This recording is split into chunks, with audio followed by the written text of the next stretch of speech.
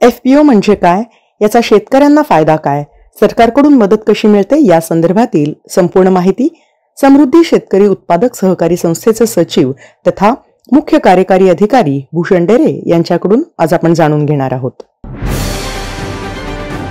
FPO मुळामध्ये एक दोन भागांमध्ये विभागले जाऊ शकतात. एक आहे कोऑपरेटिव्ह संस्था आणि एक आहे ते कंपनी.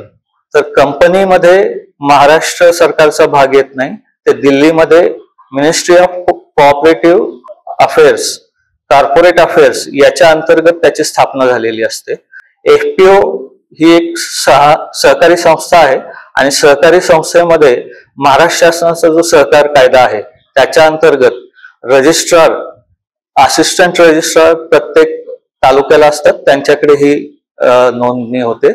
ती नोंदणी करत असताना तुम्हाला कमीत कमी 50 शेतकरी आणि त्यांना 1000 रुपये ते 2000 रुपयाचा शेअर अर्थात भाग भांडवल, प्रत्येकी एक भाग भांडवल असं देऊन तुम्ही स्थापना करू शकता. याच्यामध्ये सरकारी अनुदान किंवा फायदे मिळवायचे असतील तर कमीत कमी 300 सभासद असावे लागतात.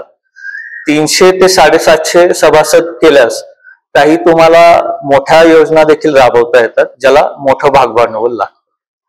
FPO ची मूळ संकल्पना एक 6 ते 7 वर्षांमध्ये मूळ धरू लागली आहे. त्याची सुरुवात झालेली आहे आणि आज पूर्ण भारतभरात 20,000 FPO रजिस्टर्ड आहेत. त्याच्यामध्ये 6 ते 7,000 महाराष्ट्रात रजिस्टर्ड आहेत.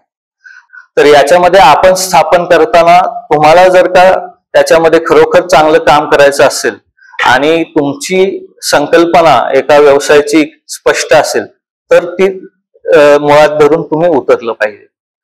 याचा एक भाग आहे की शेतकऱ्यांची समूहांची संस्था जी आहे ती कुणाही एकाच्या मालकीची राहत नाही. याच्यामध्ये शेअर अर्थात भाग भांडवलाचं वाटप समसमान असतं. म्हणजे संचालक असोत अथवा सदस्य प्रत्येकाला एक शेअर दिला जातो. याच्यामध्ये 5% एक व्यक्ती शेअर्स घेऊ शकते, पण त्यांना मतदानाचा अधिकार मात्र एक मत एवढंच असतं. तर एका मतामुळे हे सगळ्यांना समान न्याय आणि समान वजन एका पातळीवरती आणून समूह म्हणून तुम्ही कार्यरत करू शकता. त्याच्यामध्ये भाग काय आहे की आता सरकार प्रत्येक शेतकऱ्याशी भेटणं आणि पोहोचणं शक्य नाही, त्यामुळे तुम्ही समूह केला आणि तुमच्याकडे 1 किंवा 2 ठराविक उत्पादनं असतील, हळद असेल, केळी असेल, द्राक्ष असेल किंवा इतर कुठलं, तर त्याचे एकत्र येऊन तुम्ही काम केल्यामुळे त्याच्यामध्ये काही फार मोठी भाग भांडवल किंवा भांडवली गुंतवणूक जी असते की एखादी प्रोसेसिंग सेंटर घ्यायचंय, एखादं गोडाऊन घ्यायचंय, तर ते वैयक्तिक शेतकऱ्याला शक्य होत नाही. पण समूहामुळे सरकार त्याला 50%, 40%, 25% अशा वेगवेगळ्या स्तरावरती अनुदान देतं आणि तुम्ही सगळ्यात मिळून ती गोष्ट खरेदी करता. यामुळे तुमची एकाची कॅपॅसिटी नसताना मोठी गुंतवणूक स्वतः एकत्र येऊनच करू शकता आणि त्याचा फायदा हा तुम्हा सगळ्यांना मिळू शकतो.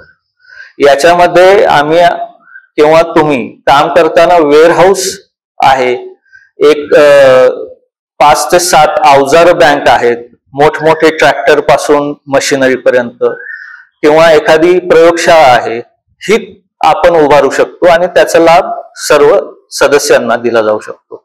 याच्यात काही आहे की पूर्वीचे चालत असलेले बचत गट असतील, महिलांचे स्वयंसहायता समूह असतील, तर त्यांचं प्रोडक्शनची खूप चांगली क्वालिटी होते, चव देखील चांगली असते, पण ते फार मोठ्या प्रमाणावरती राज्यात, तालुक्यात अथवा देशभरात जाऊ शकत नाही. तर FPOच्या माध्यमातून तुम्ही त्याचं सगळ्यांना 40-50 बचत गटांना देखील एका छत्राखाली घेऊन त्यांचं ब्रँडिंग, मार्केटिंग करणं, प्रॉडक्ट उत्पादनाचं स्टँडर्डायझेशन करणं, त्याची योग्य चाचणी करून घेणं, अशा गोष्टी करून त्यांना तुम्ही सामावून घेऊ शकता.